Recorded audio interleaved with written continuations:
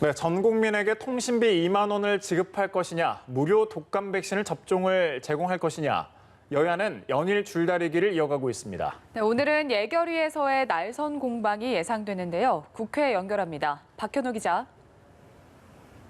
네, 국회 예산결산특별위원회는 오전 10시 반부터 전체 회의를 열어 종합정책 질의를 진행 중입니다. 핵심 쟁점은 말씀하신 것처럼 정부와 여당의 통신비 2만 원 지급 방침이라고 할 수 있겠는데요. 민주당은 여전히 해당 안을 관철시키겠다는 입장이지만 국민의힘은 여론조사 등을 통해서도 나타났듯이 통신비 지급은 불필요한 예산 낭비라면서 반대하는 상황입니다.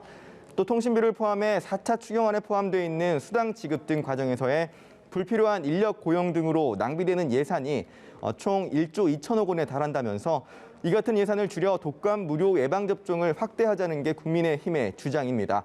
정부와 여당은 전 국민을 상대로 독감 예방접종을 실시하는 것은 오히려 비효율 문제를 초래하고 또 과유불급이라는 입장이라 통신비와 백신 접종을 둘러싼 여야의 치열한 줄다리기가 예상됩니다. 앞서 복지위에서는 독감 예방접종을 위해 필요한 예산이 반영되지 않은 정부 원안이 가결돼서 예결위로 넘어와 있는 상태인데요. 국민의힘은 예결위 논의 과정에서 통신비와 독감 예방접종 등 관련해 합의가 이루어지지 않으면 오는 22일로 예정된 추경 처리에도 협조할 수 없다는 입장이라 오늘 논의 과정 등에서 날선 공방이 오갈 것으로 보입니다.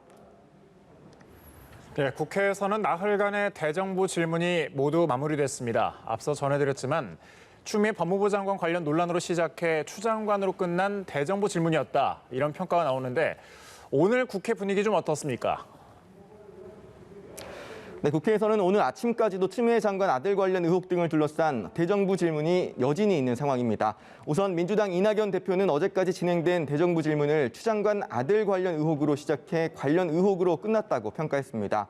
그러면서 야당의 근거 없는 의혹 제기와 부풀리기는 더 이상 국민 동의를 얻기 어렵다는 점이 분명해졌다고 밝혔는데요.